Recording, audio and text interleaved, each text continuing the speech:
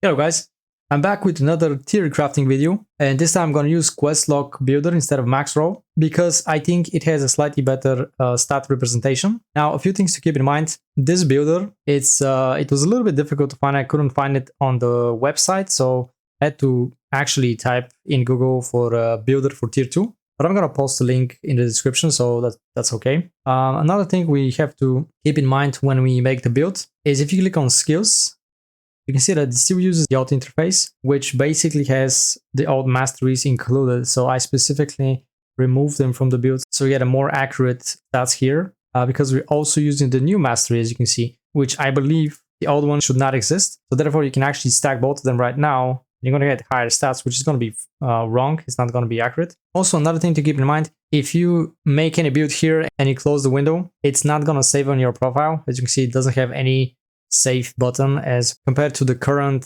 version, which does have a save button, so you can save all your builds in here. The tier 2 doesn't have, and technically what is showing here is that it's NC soft, basically, that's what it means. And you have AGS here. So just to keep that in mind, you only craft it once, maybe you take a snapshot or something. I know it's a little bit annoying, but eventually this is going to get updated, so that's okay. So now let's get into the builds right away. First of all, I have pretty much the same build like the last time. A tank build for PvE using the rat set. The whole philosophy for me is that I believe this is sort of the idea behind the PvE tank in Throne of Liberty. You want to get as much HP as possible, and you're not going to go crazy with criticals, but instead you pretty much focus a bit more on heavy attacks instead. So with that being said, the weapon I use is Blade of Fiendish Fortitude. That's for the sword. The Grey Sword is Grey-Eyed Destructive Blood-Sword. For the rat set, I get the helmet, the chest piece, the gloves, and the boots. For the pants, I use Palace Guard Plate Gaiters. The cape is Challenging Champion's Cloak. I've got Eternal Flame Necklace, Immortal Bracers, Determined Fighting Spirit Ring, Resistance Fighting Spirit Ring, and Paladin's Belt. Now, I'm going to go through all the items and explain to you what's my idea here. Basically, if you go around and check the new stat here, the Resonance Effect, for all of them I stacked up HP. As this is for PvE builds, you get some resistance or mana regeneration, but in the end of the day, if you have decent rotation and in team play, you should not have problem for mana. And in terms of endurance or resistance, generally speaking, yes, PvE minions do have some sort of crowd controls, but you're sacrificing a lot of HP for that. So that's what I chose. Also, for a lot of the traits, when I can, also stacked up HP as well, as you can see. I didn't put hit chance because you see later we have plenty of hit chance. I don't think that's really that necessary. Also, another thing we put on as much as possible is heavy attack chance on both the traits and runes as well. In terms of HP, you want to get at least 20,000. Obviously, we're way more than 20,000 to get the maximum effect of the second set bonus, which is going to be potentially 240 heavy attack chance, which is great. Then I chose these weapons for the extra strength, as you can see. And also cooldown speed is actually pretty good. Now this one, as you can see, we already go above 80, which is pretty nice. You can go lower if you want and play around with something else, but realistically, you don't need that much hit chance in PvE, and Greatsword has natural high hit chance anyway,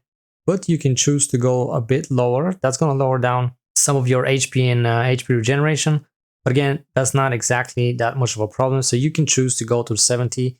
That's up to you. Fortitude doesn't seem to be that useful in PvE anyway. And you can choose to go a bit higher with dexterity, but with this setup, we won't be able to hit 40 anyway. You could, however, push to 50 perception, and that's generally going to give you some extra buff duration anyway. So that's up to you. Of course, you can play around with some of the items. For instance, if you change some of these items to something else that you need, you might have a different stat distribution here. I put this one for the HP, generally speaking, but you can, again, choose something else that might be more universal. So some of these items you can use for PvP as well. The only thing you're going to have to change is some of the traits and the runes. And, well, sure, you can change the runes easily, but the traits would cost you, so that's a bit of a bummer. So you have to figure out if you want to use these. You may think that this is a bit of an overkill, so you can change some of these for more DPS-oriented accessories. That's up to you anyway. As you can see, they're, again, mostly stacking more HP, some endurance, that's collision resistance. You're gonna see basically HP and endurance and resistance on a lot of them. Also heavy attack evasion. So basically they're more like PvP accessories. But then I just wanted to stack as much as possible HP and damage reduction as well. That's really up to you. I just want to make this as tanky as possible and see what it can do. Also for the runes, As you can see, I usually go with melee heavy attack chance. And just generally speaking, anything that's universally useful, because you can choose to have very specific boss related stats, of course, which is going to give you way more DPS potential because you already have enough hit chance anyway. But I just want to keep it as universal as possible so that I benefit from these effects even in open world. So when it comes to the masteries, I also managed to set up the new mastery right here. So I'm going to use the regular, that's just the tank DPS. As you can see, a lot of the stats go to this side, which is defense and utility. And for the sword, it's kind of very similar. We're going to defense and some utility and tactics, but we don't really use attack masteries. The reason is the new system has a lot of double-edged effects. So basically, some of these masteries will give you some benefit, but also take away some stat from you. So obviously, if you go with more attack-oriented stuff, you lower down your defenses and then vice versa. So with this one, you can play around with them a lot if you want. Like, this is really up to you and your specific needs. But most of the time, I find it very useful to just stack generally more defense, more damage reduction. Whenever I can, I put on mana regen as well. And the main things you want to put in the end for the tank build right here, that's the greatsword anyway. I found that this is not bad. It could be useful. I didn't find anything more interesting here. You could change Raging Fury for Passion if you want. That's going to give you a bit of a lifesteal, but that's going to give you resistance whenever you use charge skills. The greatsword doesn't have that many charge skills. You have like, I think 2 skills. That's up to you. You can choose the other way around. And this one here is for perception. Basically, because we're below 70 perception, we're going to get extra stun and collision resistance. Those are kind of universally decent because even the NPCs can be sometimes pretty annoying with stuns and collisions. So you want to get some of that resistance as well. And then for the sword, it goes in a similar fashion. Now, the only reason I didn't put this one because I am not entirely sure how this works.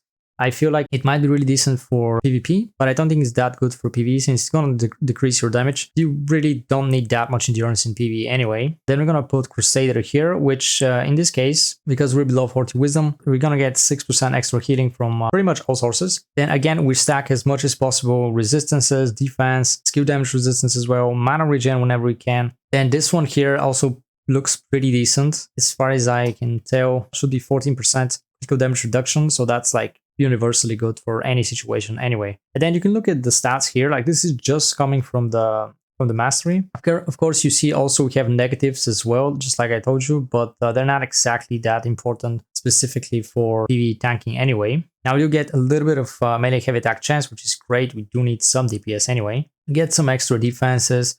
We're not stacking evasion anyway, but it's still there as well. Melee heavy attack evasion is also stacked here. You got a little bit of stats as well, 2 strength and 2 perception. And just from masteries, you can see we get about 3000 HP alone just from the masteries, which is pretty insane. We also get a little bit of cooldown speed and buff duration. And then we get some resistances as well overall, and quite a good amount of collision resistance as well. We also get some collision chance and stun chance, and a little bit of critical damage reduction. Combining these together reflects here, basically. As you can see that when you hover over one of these, it's actually going to show you that it's coming from weapon mastery. That's the new weapon mastery stuff. Now, I have found specifically for this that it is not showing the bonus heavy attack chance that comes from the set bonus. As you can see right here, it's supposed to give you 240 heavy attack chance, and we don't have that entry right here. Just go down the line, you actually see the set bonuses right here, but they don't stack. I think the HP bonus stacks, but not the heavy attack chance. I'm not quite sure why this is happening, but yeah. So what do we got here for the total stat lines? So shield block chance is just below 50%, which is pretty good anyway. It could go higher, but that's okay. We don't have much critical hit chance. We don't really stack too much of it. Now you can even redistribute these points to give to more perception or even wisdom if you want, really. But for this build, I don't go for criticals anyway. If you add the other 240 heavy attack chance, this goes to above 700. So that should be 730 heavy attack chance, which is pretty nice. Your total hit chance, as you can see, is pretty high. We don't really need anything unless they have something really interesting going on with the open world PvE. I think this should be more than enough. The damage reduction is pretty like mediocre, I'd say, because even right now with tier 1 gear, you can actually get more than that. Then we go with all the defenses. Now you can stack a bit more as well, but I think it should be okay for the majority of the cases. because we did stack a lot of HP. The endurance, once again, you really don't need too much endurance in open world. Sure, even the minions can crit on you, but generally speaking, should not have much problem with that. We do have heavy attack evasion, which I haven't personally seen open world minions or bosses have the option to do double damage, but it could be possible. I don't know. I haven't seen it. Anyway, but that's just coming with all the stuff anyway. Now, 40,000 does seem a bit of an overkill, but one of the masteries coming from the Greatsword is called Vital Energy, and it changes Vital Force max activation limits to 36,000. So if you want to get the maximum benefit from this, you want to get to at least 36,000 HP. And I'd say unbuff just to stay safe, but it's not necessary. Like, we already got 40,000 here. A little bit extra mana is coming from the Wisdom. Now, I didn't really need the extra mana, but the mana regen is actually quite important, I'd say. Then you got skill damage boost, actually not too bad as well. Cooldown speed is at a pretty decent, close to 30%. Buff duration could be a bit higher, but this is what you got, about 47%. Debuff duration is as good as it goes with these. We don't have too many traits with that. You see most of the resistances, however, are relatively low. You don't really see a lot of these in open world, but you do see stuns and collisions from open world minions, so we're going to be a little bit weak on stun resistance. However, collision resistance is at least a little bit better, and you have some skill damage resistance as well, which is pretty good. Your chances to apply crowd control, basically a lot of them are at minimum. This is coming from perception, so you can increase that a little bit, and we have some stun chance, right? So as attack, we would apply stuns and collision, so if you get these a bit higher, that's always a good thing. That's about it for this build. Let's go to the PvP build for Crusader. As you can see, we changed quite a lot of things. We do keep pretty much the same accessories. Like I said, you can pretty much use them universally. However, the thing is you have to change the traits and the runes. Just maybe decide what you want to prioritize. Eternal Flame Necklace is the same. Now you have, for Immortal Braces, we stacked both collision resistance and stun resistance instead of debuff duration and mana regen. For the rings, we did pretty much the same thing. However, this one only gets collision chance, and then this one gets also collision chance, basically. So we removed the buff duration from both of them for collision chance. And then for the belts, we also replaced debuff duration for collision resistance. The cloak is also different. It's Grieving Vengeance Cloak this time, which basically gives us both stun resistance and collision resistance, as well as some mana cost efficiency. And the traits, we removed the debuff duration for stun resistance in this case. Also, as you can see, I have put pretty much on most of them collision resistance and collision chance as a resonance effect, including the weapons. So, but let's jump to the weapons actually. So for the sword, I picked up Unshakable Night Sword. Now you see that it doesn't have a passive, so you may think that's not exactly the greatest sword. Technically, it's the lowest base damage sword you can get. However, it does come with a good amount of collision chance and quite a lot of HP as well, and some strength. Pretty much the same applies to the sword. Now the sword is actually pretty decent. Immortal Titanic Quakeblade.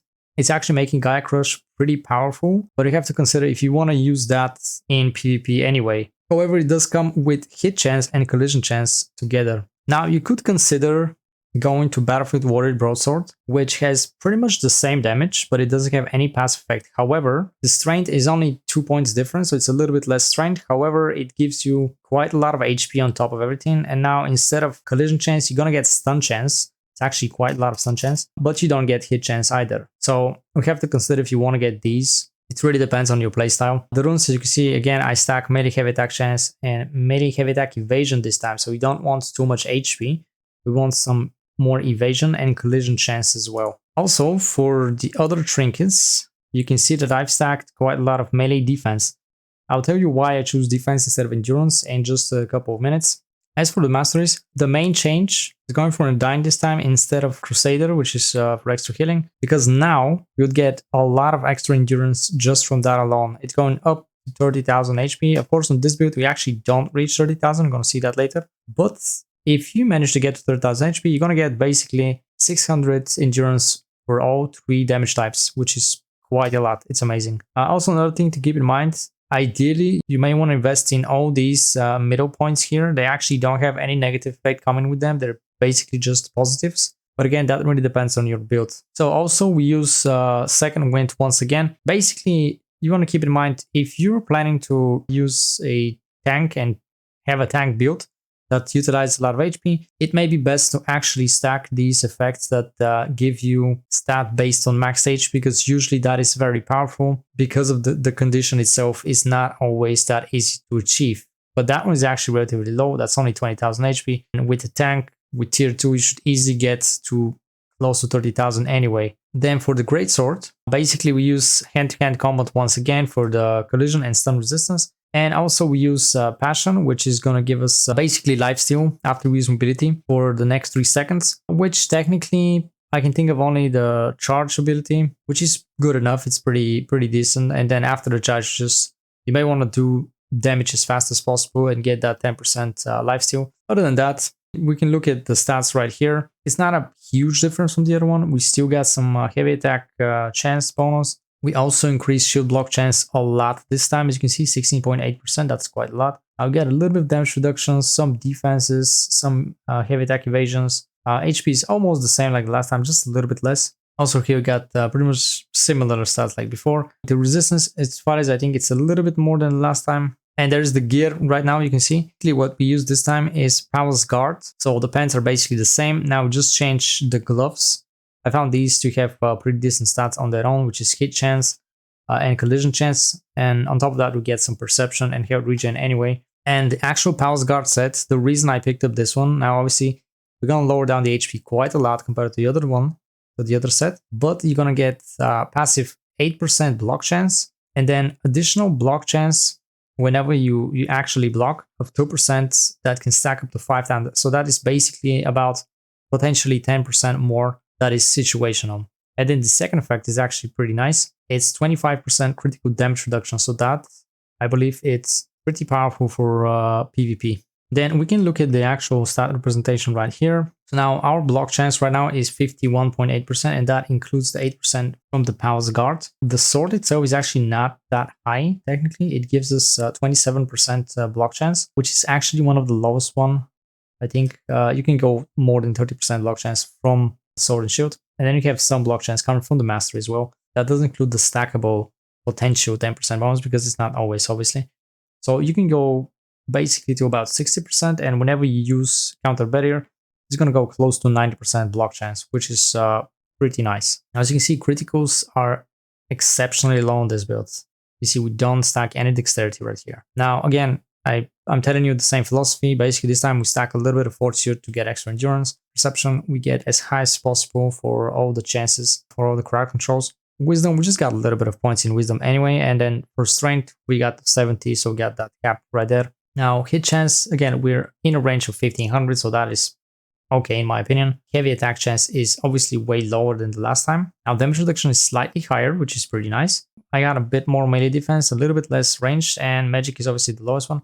Now, the reason I choose to go with melee endurance on any of these potentially and not magic, let's say, just to sort of to equalize a little bit, is because so far I see kind of a trend going on. Most of the classes you're going to face are going to be melee weapons. So you're going to see quite a lot of great swords and spears already, and daggers as well. And they're not that many people that use crossbow or bow. And basically they have somewhat different role. They are DPS classes, but realistically, I found that they're not such an exceptional threat in PvP. So that's why we want to stack as much as possible. Melee defense and melee endurance as well, as you can see. Also melee heavy attack evasion as well. And going down the line, now you see we only hit 27,000 HP. So we can't even get to 30,000. Maybe you can readjust some of the trinkets here. Maybe you think it's a bit going too much in one direction or another.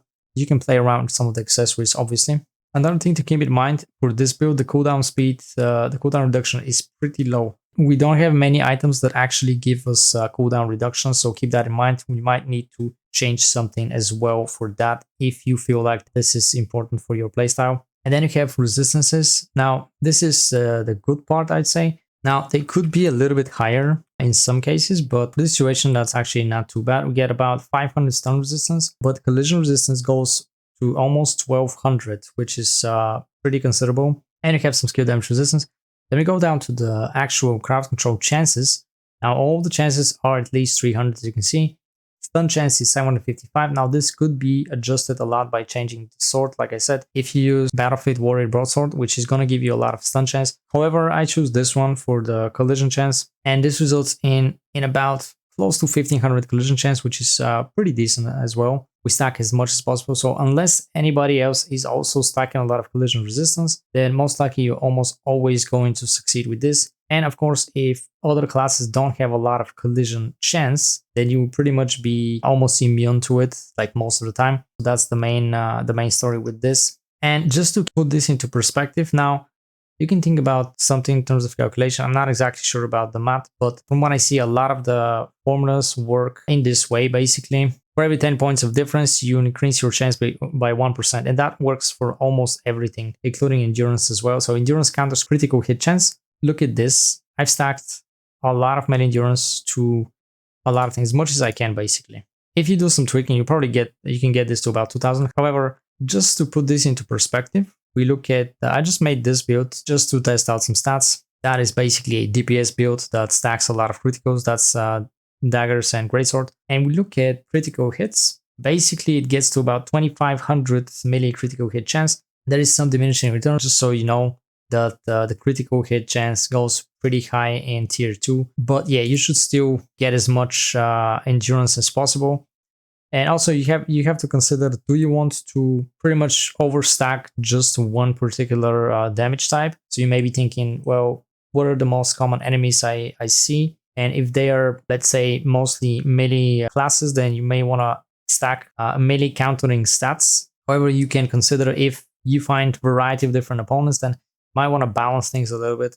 For instance, you see that magic endurance is pretty low, so generally speaking, anybody with staff and wand will probably do a lot of damage to you. So you have to consider those things, right? You may want to think about like which classes do a lot of criticals. For instance, usually daggers and crossbow have access to a lot of critical damage and critical hits. So you may want to think about melee and range in this regard. Then let's say great swords, they benefit a bit more from heavy attacks, so you may want to think about that for them, like melee, heavy attack, evasion. Just keep those things in mind. And also, when it comes to resistances, the most common type of crowd control that you're going to find in PvP is going to be stun and collision. You do have all the others as well, obviously, but they're usually reserved to just a couple of skills that are not that commonly used. However, there is plenty of stun skills and collision skills specifically coming from tank anyway. Generally speaking, you want to get these stats as a priority, and everything else is just a secondary type of stat for resistance. So I'm going to post a link in the description for the Questlog Builder. However, keep in mind, the builds don't save, so technically you're only going to get a blank page with some default builds, and you have to adjust it. You can't really share the build right now. Eventually they will update this, and we're going to get the proper builder just like for tier 1. But so far you can just pretty much do a theory crafting on your own, and just to get an idea of it, and then eventually you're going to have to wait a little bit. So that's going to be for this video, guys. I hope you've learned something useful from it, and prepare for tier 2. In the meantime, you can play around with the builder and maybe have an idea what kind of build you want to make once the update drops, and be ready for it. Thank you for watching, guys. Don't forget to like and subscribe, and see you next time.